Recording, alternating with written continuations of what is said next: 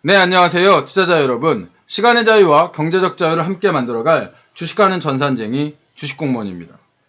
신규 실업 청구 건수가 5주 만에 증가로 돌아선 가운데 연말 실업에 대한 공포가 커지고 있습니다. 신규 실업 청구 건수는 빠르게 확산되고 있는 바이러스에 비해서 의외의 신규 부양책의 소식이 더디다고 하는 이런 뉴스가 함께 나오면서 더욱더 공포감을 주고 있는 모양인데요.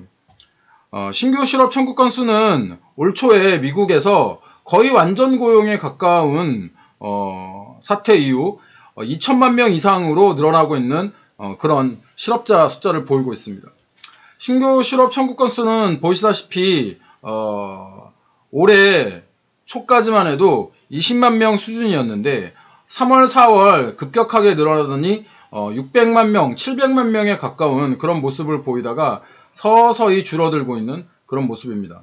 최근에 이 신규 실업 청구 건수가 이렇게 서서히 줄어들고 있어서 경계가 회복되고 있다라고 하는 이런 시그널을 준 것인데 이번 주에 발표된 신규 실업 청구 건수는 지난달에 비해서도 지난달인 71만 1000건에 비해서도 늘어난 숫자이고 예상 수치인 70만 건에 비해서는 훨씬 더 늘어나는 그런 모습을 보이고 있습니다.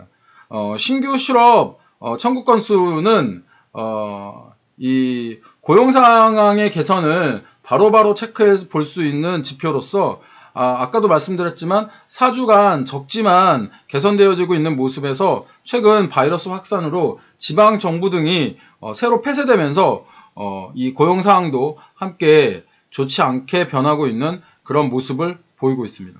화이자, 그다음에 모더나, 그리고 이번에 새로 이제 아스트라제네카 이런 백신들이 개발되고 있다라고 하는 소식은 들리고는 있지만 아직까지 이 바이러스 확산이 다시 크게 확산되고 있는 상황에서 이 갈팡질팡하는 그런 모습을 보이고 있습니다.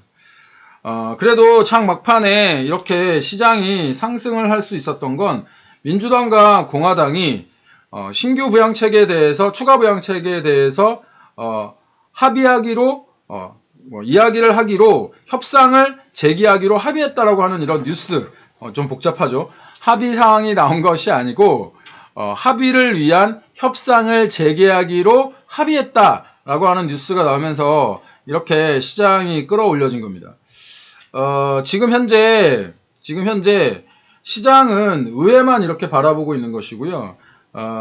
마치 주인이 밥 주기를 기다리고 있는 그런 댕댕이의 모습을 보여주고 있는 겁니다.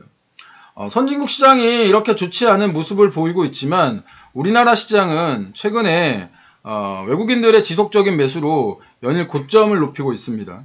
기관이 어저께에도 3천억 규모의 순매도를 했지만 외국인이 10일 거래일 연속 순매수를 해주고 있고 또한 개인 투자자들이 제가 호시탐탐 시장에 다시 들어오기 위해서 이 증시자금을 쌓아두고 있다 이런 말씀을 드렸죠. 증시자금을 다시 한번 보여드리면 보이시다시피 이렇게 11월 들어서 증시자금이 거의 수직으로 상승하고 있는 그런 모습을 보이고 있습니다. 그렇기 때문에 아직까지 우리나라 시장에서 돈을 빼는 것보다는 이미 들어와 계신 분들이라고 하면 홀딩을 하는 것이 훨씬 더 좀 유리하다 이런 말씀을 드리는 거죠. 다만 이제 우리나라 확진자 숫자가 지금 현재 어제 그제 300명을 넘어섰지 않습니까? 어저께 제가 실시간 바이러스 상황을 체크를 해보니까 어저께도 그러니까 오늘도 300명이 넘을 가능성이 매우 높고 자칫 잘못하면 400명이 나올 수도 있는 그런 상황입니다. 그렇기 때문에 3일 연속 300명이 넘고 또한 수도권이 200명이 넘으면 수도권 같은 경우에는 다시 한번 거리두기 단계가 격상될 수밖에 없는 그런 상황이기 때문에 이 부분에 대해서는 조금 고민을 하셔야 될 것 같고요. 또한 바이러스 수혜주 이러면은 이제 이런 투자 아이디어가 생각나시잖아요. 그러면 바이러스 수혜주를 다시 한번 봐야 되나 이런 생각이 드실 수 있는데 바이러스 수혜주로 분류되었던 종목들 중에 뭐 마스크라든지 또 진단키트라든지 이런 것들은 지금 현재 차익 실현이 굉장히 많이 나오고 있습니다. 그리고 마스크, 진단키트는 바이러스에만 의존하고 있는 그런 종목들이죠. 그런데 지금 현재 이 백신이 나오고 있기 때문에 이런 종목들이 상황이 조금 안 좋아진다고 해가지고 단기적으로 상승을 할 수는 있지만 지속적으로 전고점까지 올라가기에는 매우 어려울 것 같다라고 이렇게 생각이 듭니다. 그렇다고 한다면 이 바이러스에 의해서 원래 잘 가고 있는 놈들 중에 바이러스에 의해서 그 어떤 그 미래의 가치가 좀 빨리 도래된 그런 녀석들 있잖아요. 특히 이제 보통 저희가 언택이라고 얘기하는 그런 종목들인데 여기에서 이제 그 원격 근무라던가 교육 관련, 원격 교육 관련 이런 종목들은 고점에 비해서 많이 내려오기는 했지만 다시 그래도 상승 여력이 있지 않나 이런 생각이 듭니다.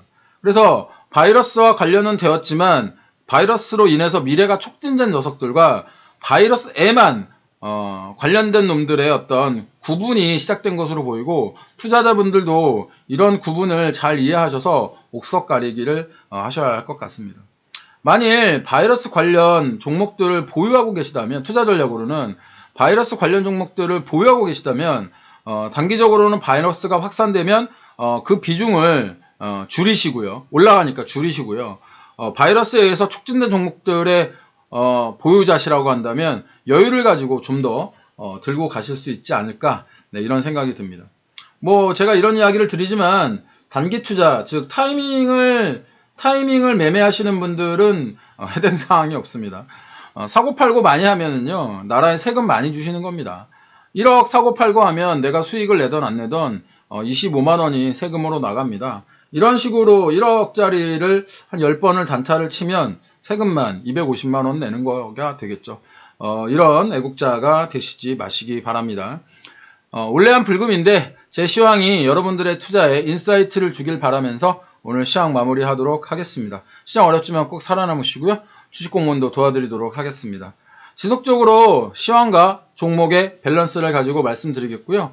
제 시황을 보시고 도움을 받으셨다면 추천, 구독, 좋아요, 알람 설정 부탁드리고 주식공무원이 서비스하고 있는 멤버십으로도 주식공무원을 후원해 주실 수 있습니다. 지금까지 투자자들의 경제적 자유와 시간의 자유를 함께 만들어갈 따박따박 수익률의 주식하는 전산쟁이 주식공무원이었고요. 주식공무원과 함께 하시면 여러분들의 계좌 빨개지실 겁니다.